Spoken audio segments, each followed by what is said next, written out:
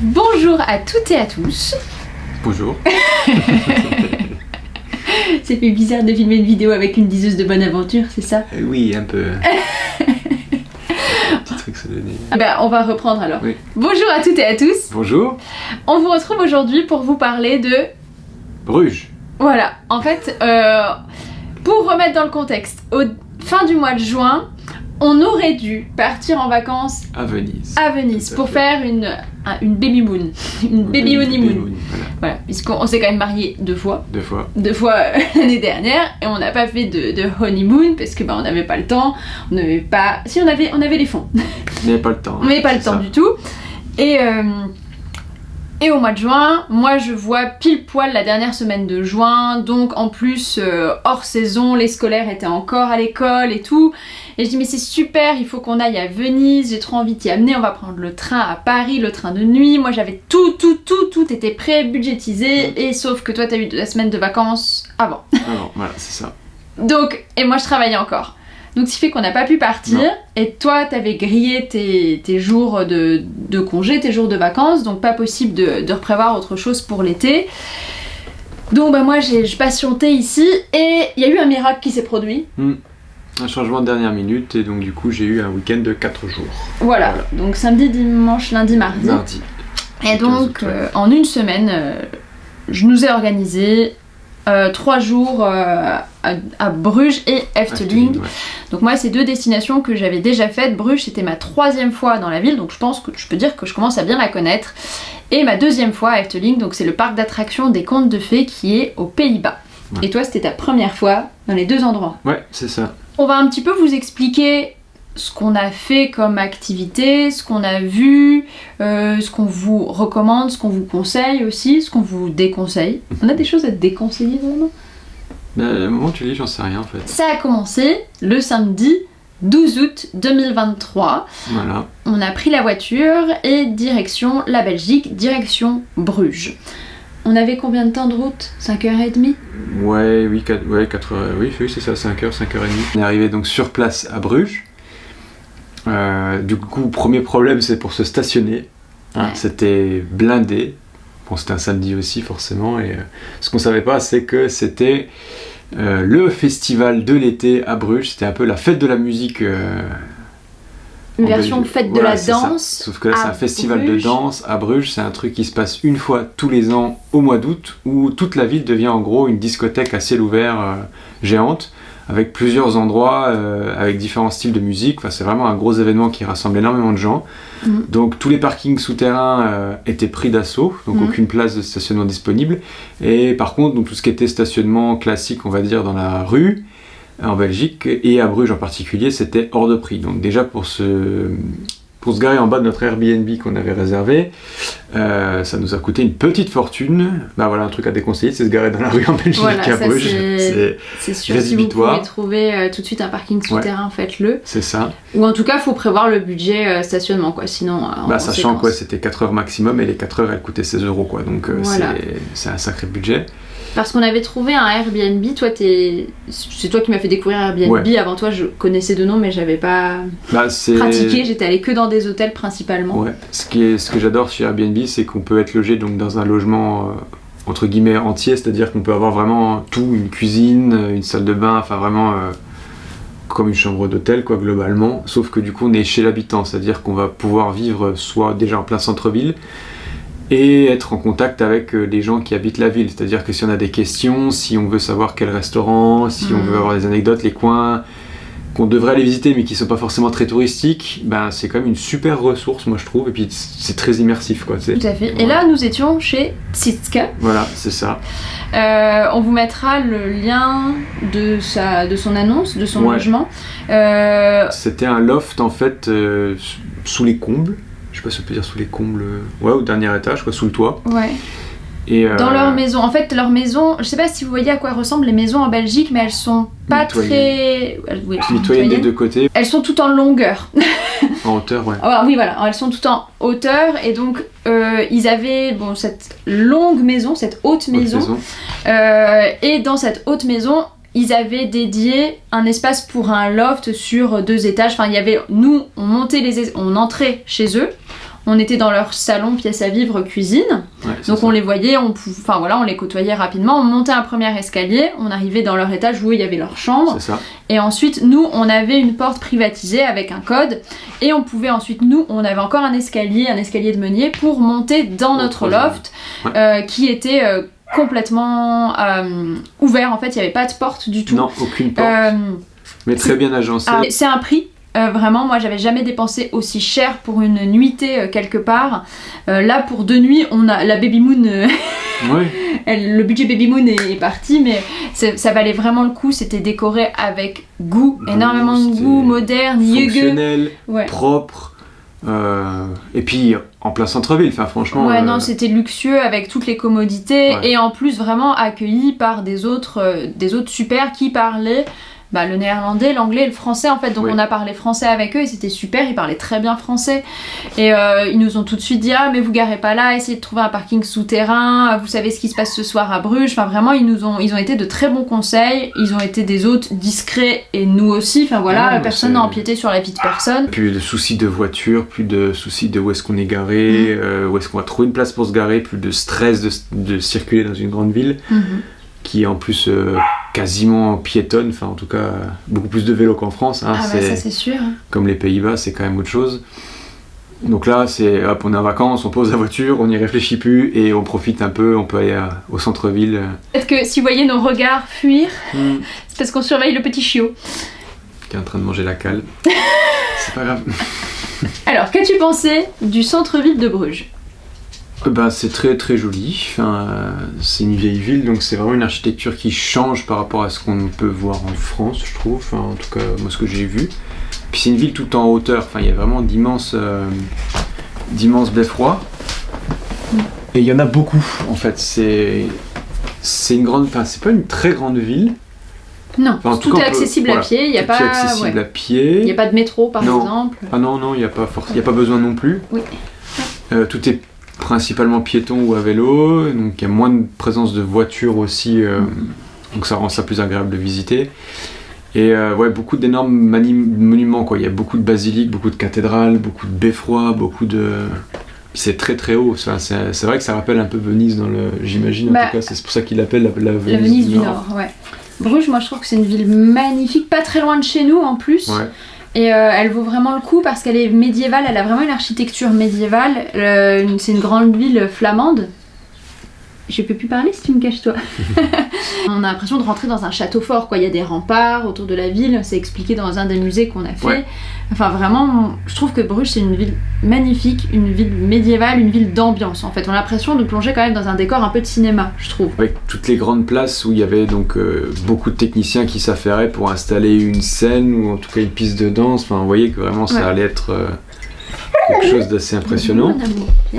Et du coup on a fait un tour en ville, surtout parce qu'en fait notre Airbnb on pouvait y accéder qu'à partir de 16h et nous comme on est parti très tôt, de peur qu'il y ait des bouchons sur la route et pour les conditions météo, donc on était parti tôt, on est arrivé vers midi je crois à peu près, un truc comme ça, midi et demi. Donc. Et on a fait quand même quelques boutiques déjà, dont une sublime boutique de Noël. De Noël, non, moi j'aime beaucoup. En plein mois d'août. Il y en a 2 à Bruges, une que j'avais déjà faite la première fois que j'y étais allée, et là la deuxième c'est le pélican blanc en français. Pélican. Donc Bruges est dans la partie flamande, et effectivement. Donc tout le monde parle flamand, voilà. Tout le monde parle flamand, les panneaux sont en flamand aussi. Voilà. Donc Donc ne soyez pas surpris en y arrivant de vous dire mais c'est pas français. Non, c'est pas français. Il faut. Mais après dans les boutiques, ils parlent quand même. Oui. Tout le monde parle anglais. Tout le monde parle anglais. On s'est rendu compte quand même que tout le monde parlait français. À quasiment, peu près. Voilà, qu'on pouvait quand même se débrouiller en français. Mais il y avait énormément de chocolaterie, forcément. La Belgique, c'est le pays du chocolat. On n'en a pas fait. Il y a le musée du chocolat à Bruges qu'on n'a pas fait parce qu'il était à 35 €. Il y a aussi le musée de la frite et il y a le musée de la bière. On n'a pas fait. Non plus. Non, on n'a pas fait. On s'est concentré sur des choses. Voilà. Après avoir fait ce premier tour, on est allé au Airbnb. On s'est installé. Toi, tu voulais manger une gaufre.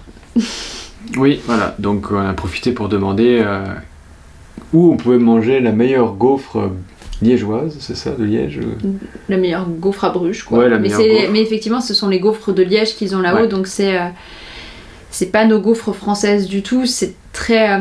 Il y a des épices dedans, ça sent la cannelle, enfin voilà, c'est tout petit. Enfin voilà, enfin, je pense que vous voyez à quoi ressemblent les gaufres de Liège. Et donc il y a énormément pareil de Waffle Factory à Bruges. Et donc pour pas se faire avoir en tant que touriste, on voulait demander quelle était... Enfin toi, parce que moi je mange pas de gaufres. Voilà. Bah voilà, quelle était selon eux la meilleure gaufrerie. Ouais. Et donc, ils t'ont recommandé Oya, qui est au centre-ville. Donc, le principe des Waffle Factory, c'est que vous pouvez pas vous y asseoir. En fait, vous prenez et vous mangez votre glace à emporter. Votre gaufre. Et donc, toi, tu t'étais pris une gaufre à... chocolat. Ce qui est fou, parce que vraiment, en Belgique, c'est reconnu pour que vous puissiez mettre tout le topping que vous rêvez sur votre gaufre. Vous pouvez mettre du chocolat, des boules de glace, des fruits, des bonbons. Enfin, vraiment, c'est inimaginable tout ce qu'ils ont à mettre sur une gaufre. Et toi, t'es revenu avec ta gaufre chocolat, extrêmement basique. Et j'ai fait, bah non. Et était-elle bonne, cette gaufre de chez Oya? Très bonne, ouais. Elle était bonne. Ouais. Mais j'aime pas, moi, les gaufres, du coup. Voilà. Donc, c'était une bonne gaufre, mais je n'aime pas. Et on leur a aussi demandé où manger le soir, ce qu'ils nous recommandaient comme restaurant vegan/VG. Ouais. Et ils nous en avaient recommandé un qui avait l'air bon, qui avait l'air cher, et aussi le République. Ouais, c'est ça. Mais on est allé sur place pour réserver parce qu'ils nous ont dit qu'il faut absolument que vous réserviez là maintenant. Il était 5h30, 6h. À cause du festival, parce que du coup il y avait énormément de monde ce samedi-là, donc Voilà, donc il fallait qu'on trouve une table vite. C'est ça. Sauf que quand on est arrivé sur place au République, il y avait marqué no cash. Et donc nous on avait pris essentiellement du liquide pour payer les restaurants. Mais c'est vrai qu'il y avait pas mal de restaurants au final à Bruges, en tout cas je sais pas si t'as remarqué toi, mais il y en avait quand même beaucoup qui mettaient pas de cash. Ok. Il y en a quand même. Donc on se dit bon bah tant pis, on va chercher un autre restaurant. Entre temps, moi je suis tombée sur cette magnifique boutique qui était juste à côté du Airbnb, donc c'est Alpha Papyrus Elsbris, voilà, qui est spécialisée dans la papeterie depuis les années 90. Là-haut, j'y ai trouvé 2 cartes parce qu'ils vendaient énormément de cartes postales sur énormément de sujets. Ouais. C'était vraiment très beau. J'ai pris cette carte-là qui fait très Dali, Magritte, enfin voilà, qui fait très expressionniste. Hein. Je l'aime beaucoup. Je la trouve très belle en noir et blanc. Et j'ai pris aussi 2 signes en noir et blanc. Voilà. Parce que on a une petite histoire avec les signes tous les deux, donc voilà, donc ce sera très beau dans mon bureau musée. Et j'ai pris aussi un super beau journal. Alors malheureusement il est en cuir, je me suis fait avoir. Il y a une petite carte à l'intérieur qui dit bien un cuir véritable. Voilà, j'ai cru que c'était pas du vrai cuir, mais je me suis fait avoir, tant pis. Et voilà, en fait ils font tous les carnets que vous voyez, ce sont eux qui les font. Vraiment, c'est pas du made in China. Bon, il y a des paper banks, il y a tout ça aussi, ils proposent de les vendre, mais il y a vraiment toute une sélection de carnets qu'ils font eux-mêmes. Enfin, on voit de toute façon qu'ils ont les outils aussi dans le magasin, les lettres d'imprimerie et tout. Il y a un peu des styles scrapbook, patchwork, enfin vraiment, il y a vraiment de tous les styles de carnets. C'est fait à la main, c'est cousu à la main à l'intérieur, enfin vraiment, voilà, quand j'ai vu celui-là, j'ai hésité longtemps dans la boutique, mais quand j'ai vu celui-là, j'ai fait ah non, celui-là il fait vraiment journal d'écrivain. donc je l'ai pris, il est bordeaux, un peu prune, je vais bien le dire. J'aime beaucoup le petit détail là du petit cœur qui en fermoir pour tenir la lanière. Enfin voilà, il est vraiment très beau. C'est une boutique de qualité.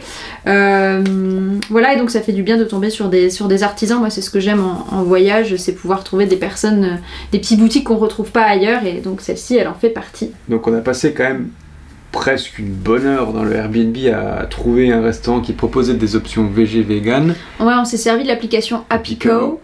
Mais franchement, c'était pas... Alors disons qu'il y a plus de restaurants qui proposent des options VG qu'en France. Oui. C'est-à-dire quasiment tous les restaurants ont une option VG, enfin savoir des frites, vegan, voilà. Ouais. Mais du coup, l'option VG, elle est pas ouf. Enfin, c'est... Non, et le souci en Belgique, c'est qu'en France... Bon, quand je vais au restaurant avec tout le monde, je peux avoir l'option frites, mais en Belgique, l'option frites, c'est pas VG parce qu'elles sont cuites dans la graisse de bœuf, leurs frites. Les frites belges, elles sont, Donc, c'était pas possible de prendre des frites, donc il fallait que j'ai des options disponible, mais il faut pas que ce soit très épicé parce que je digère pas. Enfin, vraiment, c'est compliqué avec mon régime de malade de trouver de quoi manger. À l'étranger, d'habitude, j'ai pas de soucis, mais là, avec le fait qu'il y ait la spécialité des frites belges, j'avais pas mon option juste frites de base qui me permet habituellement de manger à l'étranger. Ouais. Donc on a tourné ensuite un peu en ville pour finalement aller manger chez... Attends, parce qu'il y a aussi un autre souci, c'est qu'il y avait beaucoup de restaurants à Bruges qui fermaient tôt. Ah oui, exactement. À 20h, c'était déjà fermé en fait. Donc nous, Français, habitués à aller au restaurant à partir de 20h, ça a coupé fortement la... Après avoir cherché pendant 1 heure le bon restaurant, puis on s'est dit, là, il est 8h, on va quand même y aller tout de suite. Et en fait, la grande majeure partie des choses étaient déjà fermées. Oui, il faut aller manger tôt. Après, non, tout ce qui est fast-food, c'est ouvert plus tard. Ah oui, c'est sûr, mais... Mais sinon, tout ce qui est un peu restaurant de qualité, ça ferme assez tôt. En Belgique en tout cas. Donc le premier soir on s'est un peu laissé surprendre. Ouais. On pensait pas et donc du coup on a tourné en ville. On voulait aller manger où de base? C'est un Burger Factory, c'était ça toi que t'avais repéré? Ouais, c'était une friterie qui proposait des burgers végés et du coup eux ils étaient fermés. Donc après on a déambulé un peu pour essayer de trouver une solution. Et on était sur la rue Gourmande, dans une rue où c'était en U et t'avais que des restaurants. Donc on a fait toutes les cartes des restaurants à l'extérieur et on a terminé chez Odette. Le principe de chez Odette, de ce restaurant-là, c'est des boulettes.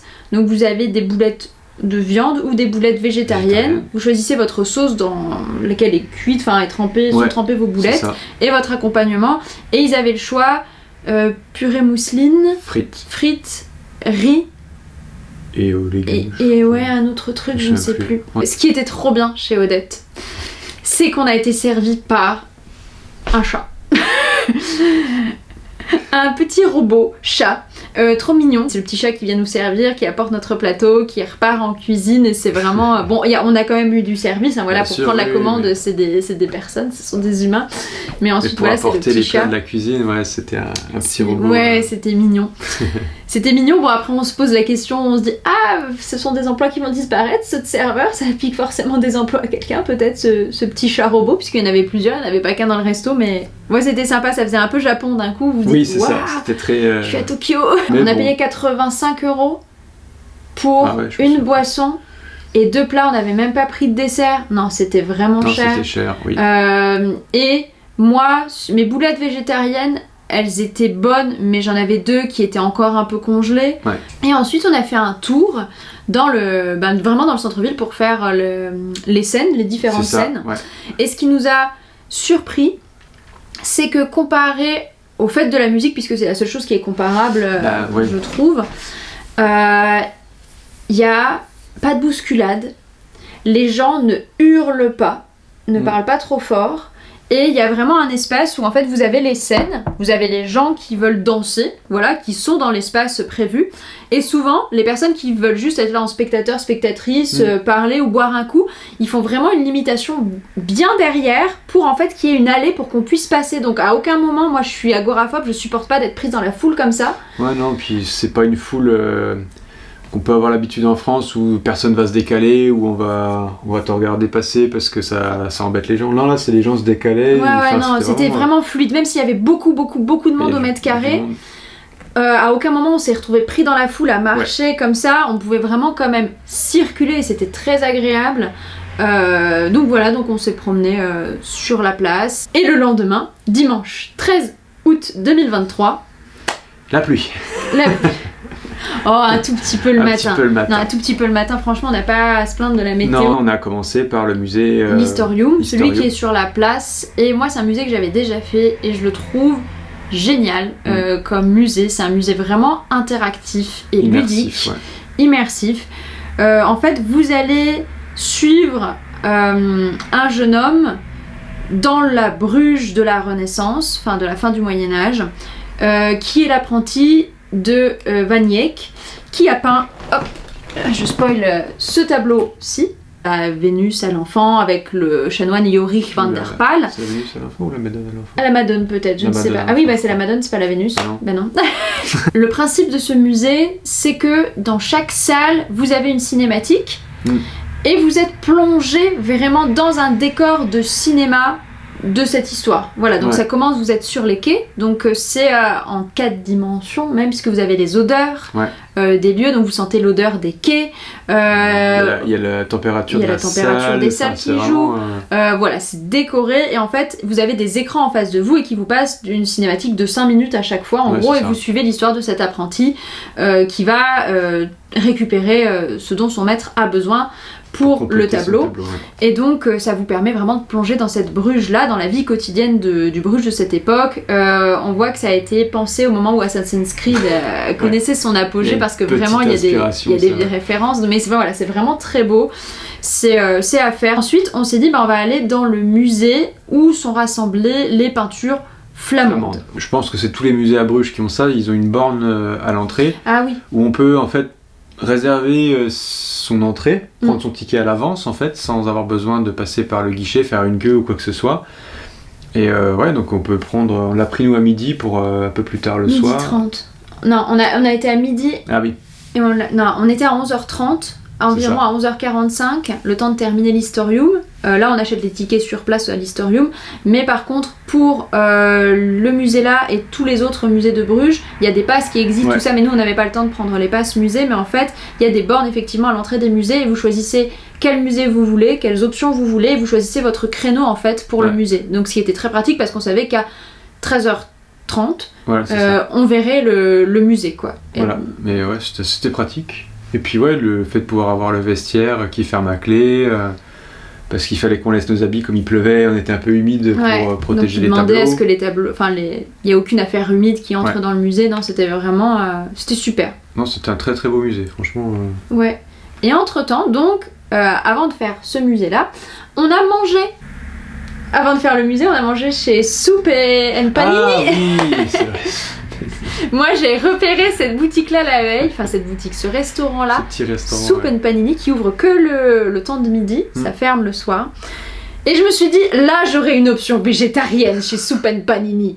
Vraiment ça ne payait pas de mine, mais c'était très bon. C'est sympa. Alors moi malheureusement j'ai pas pu prendre de panini parce qu'il y avait de l'origan et je suis allergique, donc j'ai pas pu prendre de panini végé, mais il y avait plein de panini végé, il y avait des panini pour les non végés et il y avait 3 choix de soupe. Moi j'ai pris une soupe au poireau, et en fait dans mon plateau ce qui était très bien pensé, c'est qu'ils vous mettent, donc vous avez votre bol de soupe, vous avez du pain, vous avez des croûtons, vous avez du fromage si vous voulez en rajouter, donc moi je n'en ai pas rajouté, vous avez une pomme en fait, et la soupe est très poivrée, au goût elle pique un peu, moi je suis pas habituée à manger épicé. Et en fait vous pouvez manger la pomme, le côté très sucré de la pomme vient casser la soupe, enfin vraiment moi je me suis régalée le midi quoi. Et toi t'avais mangé quoi? À panini je crois. Oui t'avais mangé à panini, mais il était à quoi, tu te souviens? Je me souviens, Serrano je crois, jambon fromage ou un truc il était classique. Bon? Oui il était bon, ça va. Toi c'était pas ton meilleur resto du séjour. Bon ça va. Voilà, mais en tout cas le Soup and Panini, moi je trouve que c'est une adresse qu'on peut recommander. Donc nous sommes allés dans ce musée qui est le Groningen Museum, Bruges. Voilà, le musée des peintures flamandes. Et c'est très beau parce que vous avez les peintures flamandes du Moyen-Âge jusqu'au 21e siècle. Ouais. Vous avez des œuvres qui datent, même une œuvre qui date de 2020 dedans.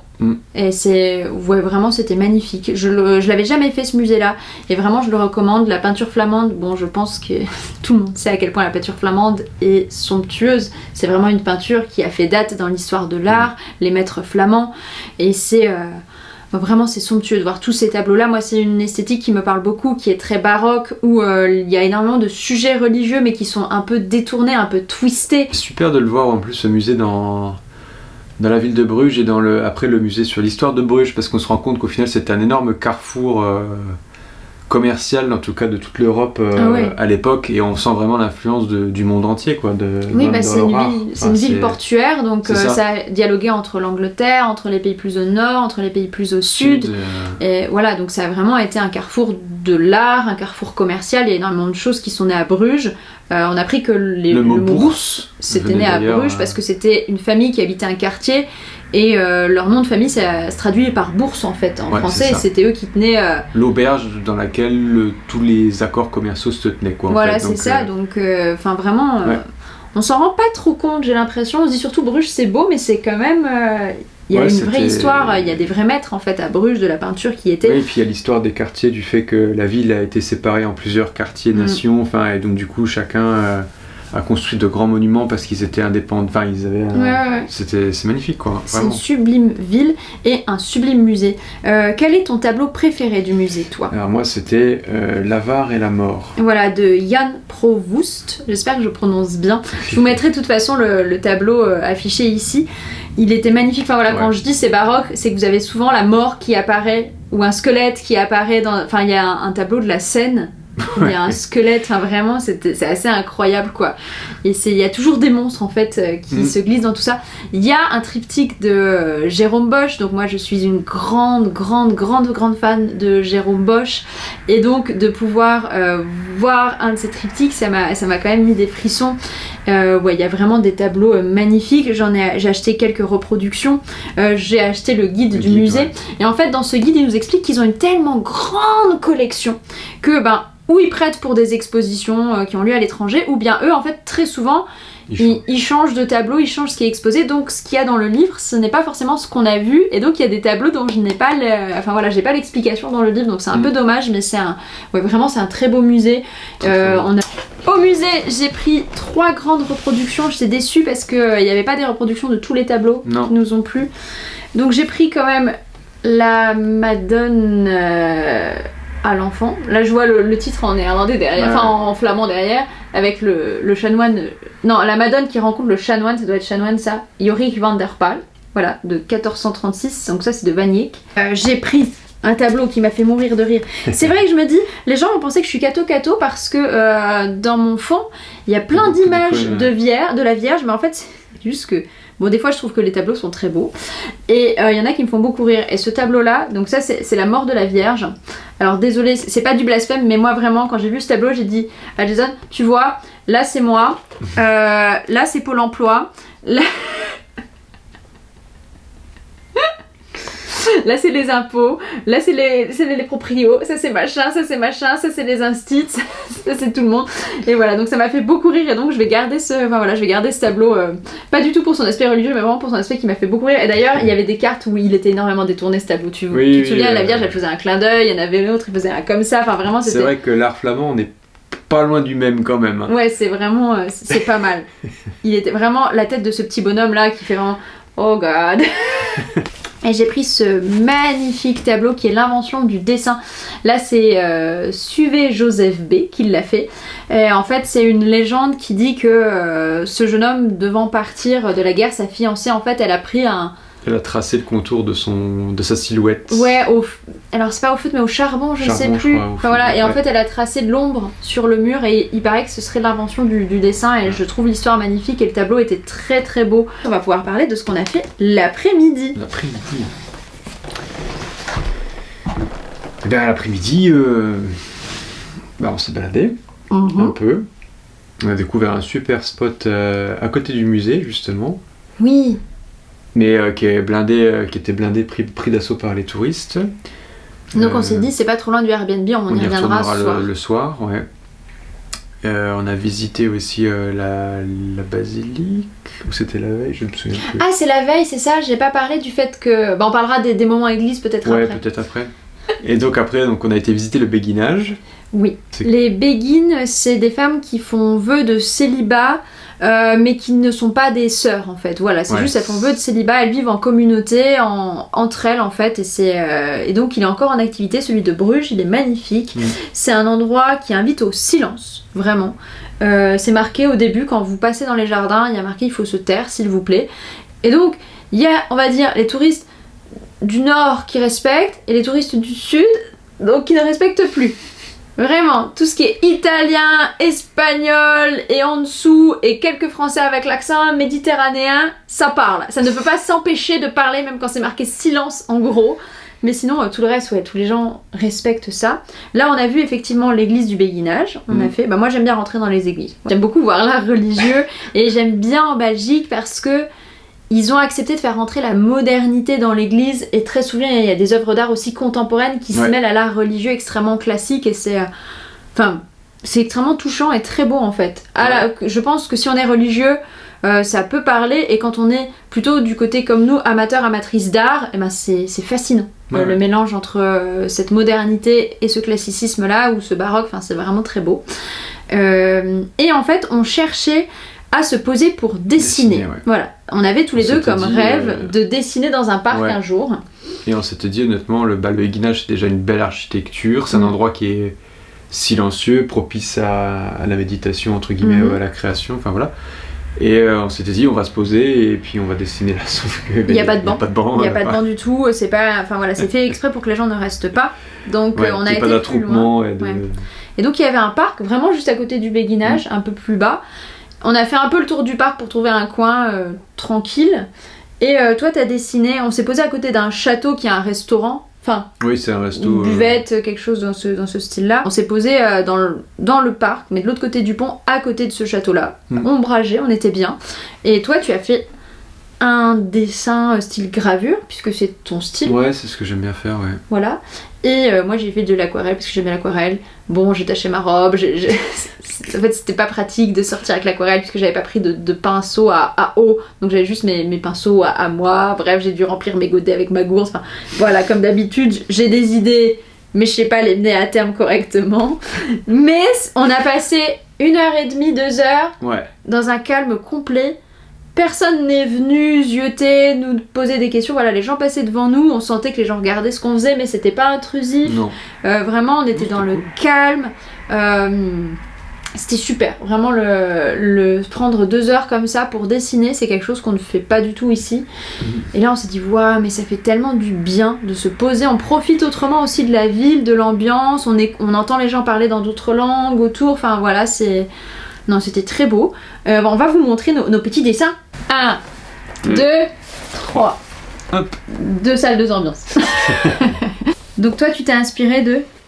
du château. Du château, de ce que c'est, ce que t'avais en face du banc où t'étais. C'est la vue que j'avais juste à côté du monument avec le dessin à côté, je trouve ça cool. Moi je suis pas douée, voilà, moi j'assume. Moi je me suis inspirée... Tiens, vas-y, tiens-moi ça. Moi je me suis inspirée de ce tableau-là. Et donc moi je voulais faire ça, je voulais faire un gros détail de ça, mais moi j'adapte à ce que j'ai dans la tête, parce que je sais pas, les perspectives, tout ça, tenir un crayon c'est difficile parce que même à gauche, même à droite c'est compliqué, bref, donc je me suis inspirée de l'image et ensuite j'écris, voilà, j'écris dessus, des impressions, tout ça, et ça me plaît quand même, moi j'ai bien aimé faire ça, c'est psyché, mais voilà, c'est chargé, mais j'aime bien, voilà, c'est baroque, C'était sympa en tout cas vraiment de peindre comme ça, de dessiner, c'était un super moment. Après notre séance de dessin, moi je voulais manger une gaufre mais vegan à Bruges parce qu'il existe une waffle factory vegan et sans gluten surtout, et donc ça j'ai fait oh oui génial, et donc c'est Otto Waffle Atelier. Voilà, donc c'est ici, c'est vraiment pas loin du centre-ville, on était passé devant plein de fois sans savoir que c'était là. Donc moi j'avais pris une gaufre, donc vegan, elles sont pas certifiées 100% vegan, elles sont faites en tout cas sans lactose parce qu'il peut y avoir des traces d'œufs. Mais c'est quand même assez incroyable c'est plus incroyable aujourd'hui qu'il y ait des propositions véganes, des alternatives, mais voilà, c'était quand même chouette d'en trouver une, de pouvoir que je puisse goûter.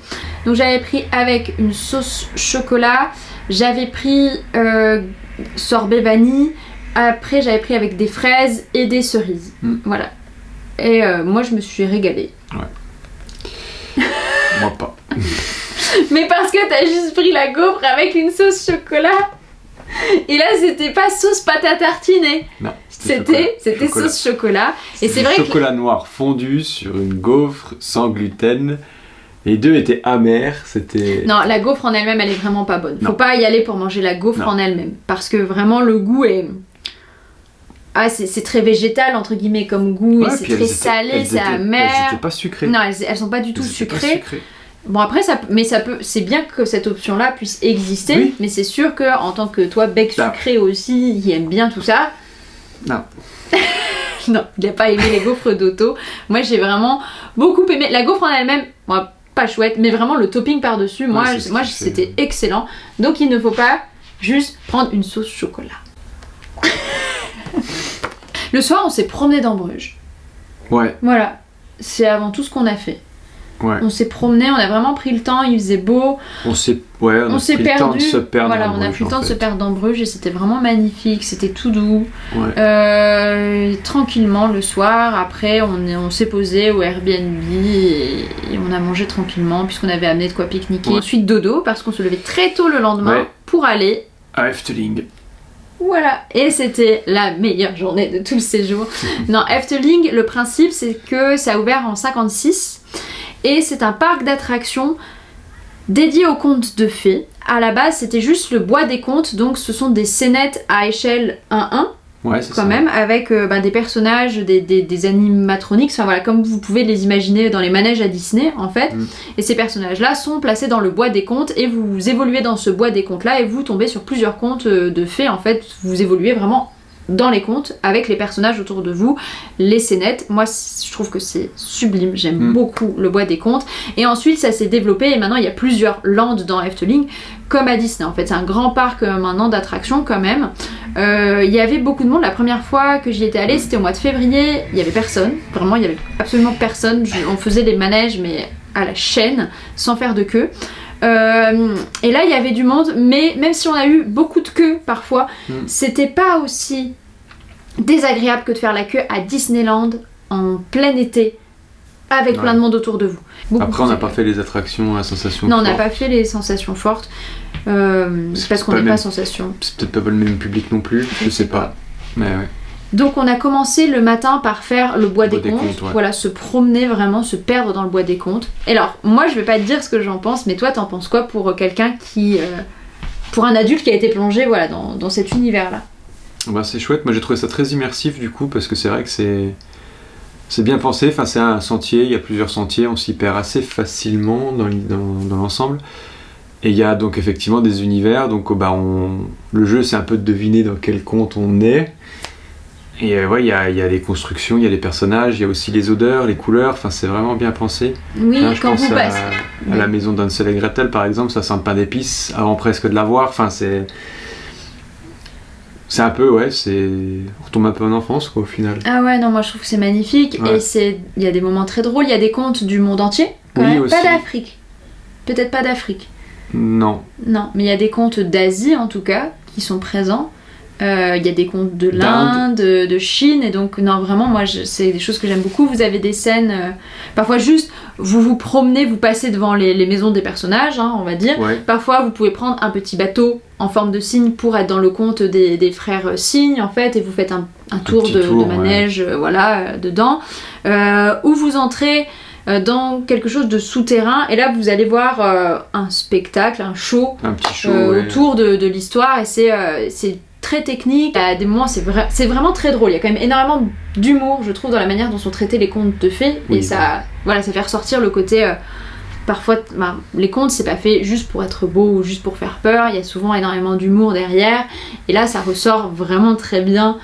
C'est vraiment profitez du bois des contes, vous pouvez y aller, c'est ombragé. Nous il n'y avait pas grand monde le matin, il y avait beaucoup de monde à l'entrée du parc, mais dans le bois des contes en lui-même le matin, voilà, c'est pareil, ça circulait très bien. On a même vu un spectacle. On est allé voir un spectacle dans le bois des contes. Donc ça parle pas en anglais, vraiment. Non. Comparé à Disney qui a maintenant décrété, Disneyland Paris qui a décrété que tout était en anglais, maintenant, non, ici tout est en néerlandais. Donc on comprenait rien, mais c'était vraiment sympa. Moi j'aime bien aller voir des spectacles en langue étrangère pour voir, c'est des chouettes spectacles. On a fait une attraction, mon attraction préférée, donc qui est le Drum, je ne sais pas quoi. C'est une attraction vraiment où vous plongez en féerie, en faérie de A à Z, c'est onirique. C'est une attraction où il n'y a pas de narration. Vous êtes sur des rails, en fait vous êtes dans une petite... C'est un peu comme le manoir s'ils ont Ah oui, c'est Phantom Manor, c'est un peu comme Phantom Manor, mais en version pas peur quoi. Voilà, féerie complète, il n'y a aucune parole. Non. Et vous plongez vraiment en féerie. Et c'est sublime. J'ai pas envie de vous en dire trop parce que moi je ne savais pas que ça existait avant d'y aller, je ne savais pas à quoi ressemblait cette attraction et ça a été un émerveillement ma première fois. C'est pas un truc à sensation forte, c'est juste... Voilà, on se déplace dans plusieurs univers au final. Mais de féerie, pas forcément de contes de fées là, mais c'est féerique. C'est enchanteur, on l'a fait 2 fois même s'il y avait beaucoup de queues. Et voilà, c'est vraiment, elle est sublime cette attraction-là. On a mangé ensuite un hot dog vegan.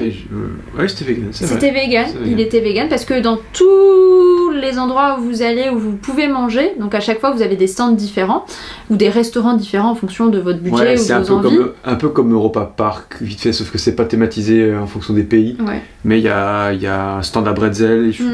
Non, je sais pas à bretzel, mais à... Ah oui, c'est des tourbillons de patates. Enfin, il y a des spécialités. Voilà. Et à chaque fois, il y a une option végétarienne. Voilà, c'est vraiment, il y a toujours marqué en dessous option végétarienne. Et vous pouvez même demander à ce que ce soit vegan en fonction des sauces qui sont mises dedans. Ouais, c'est vrai qu'ils avaient de la véganaise, la mayo. Enfin, Non, c'était bon, notre petit hot dog. Ouais, c'était sympa. C'était sympa. On a mangé en extérieur, il faisait beau. C'était un peu dans le pays des contes. On était dans le land féerique. Et ensuite, on s'est promené, on s'est perdu. On a fait d'autres attractions. On a fait l'attraction des 1001 nuits qui ressemblait énormément aux Pirates des Caraïbes de Disney. Voilà, et puis non, c'était agréable de se perdre dans le parc, de se poser. Voilà, je pense que c'est un peu tout ce qu'on a fait dans Efteling au final, parce que le Bois des Contes prend beaucoup de temps. Ensuite, on a eu du temps de queue pour les grosses attractions. Pour notre grosse attraction là du pays de Féerie. Si, on a pu faire le château parce qu'on l'a fait en... Comment ça s'appelle ça en single rider. Effectivement, on a fait le château Symbolica Fantastica, qui est leur château à eux. Il y avait 45 minutes de queue et j'ai dit à Jason, non vraiment, pour l'avoir fait, tu peux le faire en single rider, il y a que 10 minutes de queue. Et même si on n'est pas dans le même wagon. Voilà, dans le même wagon, c'est pas grave en fait, c'est pas important, au moins là on n'attendra pas 45 minutes et en fait on s'est retrouvé dans 2 wagons différents et c'est une très belle attraction aussi. À nouveau il y a énormément d'humour dedans, c'est plus familial, là il y a une narration mais comme elle est en néerlandais, vous comprenez sans comprendre ce qui se passe. Et puis disons que c'est des véhicules il y a quoi, 5-6 places dedans. Et généralement, c'est des familles qui le font ensemble, donc elles sont 4, 5, et c'est pour ça que du coup, il y a une place en plus de single rider, et vous tombez avec les familles. Voilà, donc globalement, on se pose et on profite du voyage. Mais c'est très beau, hein, à nouveau, il y a de l'eau qui rentre pas à un moment, tu sais, quand on est... Très beau, non, c'est très beau, très bien pensé, je trouve que comparé à Disneyland Paris, qui reste sur ses acquis, là, on sent que c'est un parc qui a commencé dans les années 50 avec le Bois des Contes, et qui est très actuel, en fait, qui est dans la technique, et c'est... moi c'est vraiment si je devais avoir un pass à l'année pour un parc d'attractions, ce serait celui-là par exemple. Voilà, même s'il est loin, mais je trouve vraiment qu'il vaut le coup. Ah oui, je vais vous montrer ce que j'ai ramené d'Efteling, puisque la dernière fois j'avais déjà ramené le petit arbre des contes. Et là j'ai ramené ce livre-là avec le château. C'est sublime, vraiment je le trouve magnifique. Voilà, quand je le regarde, à chaque fois, je me retrouve dans ce pays-là, du pays des contes, et donc c'est très beau. Il y a plein de petites choses dans les boutiques. Vous pouvez vous y perdre dans Efteling, vraiment. Peut-être 2 jours sur place, ça peut être pas mal. Une journée, ça va, on a le temps de tout faire. Surtout si vous faites pas les attractions comme nous. Mais le parc ouvre aussi de nuit. Vous pouvez prendre votre ticket ou en journée ou de nuit. Nous, on avait pris en journée puisqu'on repartait après. Et ça doit être aussi notre ambiance de faire ces attractions-là la nuit. Il y a plein de possibilités. Moi, je vous conseille de prendre vos places en avance, surtout l'été, parce que là, il y avait beaucoup de monde et ça aurait été difficile, je pense, d'avoir des places le jour même. Malgré tout, il y avait beaucoup de monde, mais l'entrée dans le parc, elle s'est fait vite. Non, c'est vrai, c'était pas comme à Disney à nouveau. C'était rapide. Quand on est arrivé à 10h, je me suis dit, oulala, si c'est comme à Disney, on va en avoir pour 1 heure de file d'attente avant de rentrer dans le parc. Mais dans 10 minutes, même pas, c'était non, pire. Même avant d'entrer en voiture, ça a bouchonné pas longtemps. Non, c'est vrai, c'était assez fluide quand même. Mais voilà, prenez vos tickets à l'avance. Ce qu'il faut savoir, c'est qu'il y a son ticket de parking, donc ça c'est pareil, vous le prenez en avance et vous avez tout sur l'application Efteling et voilà, vous passez votre journée tranquille quoi. Ouais. C'est vraiment... c'est bien pensé, en fait. Non, c'est bien fait, ouais. Ben écoutez, c'est tout pour notre narration du séjour. Je vais m'amuser au montage, parce que là, je pense qu'on a 1 heure de vidéo. On espère que ça vous aura plu, que ça vous aura intéressé. Voilà. Moi, j'aime bien faire ce genre de vidéos, retour de voyage, retour d'expérience. J'adore les regarder, en tout cas. Donc, j'espère que ça vous aura plu. À très bientôt pour de prochaines vidéos sur la chaîne. Tu dis pas au revoir? Au revoir. Geen vuur meer spuwen en Assepoester wilde hem helpen. Vuur is gevaarlijk hoor.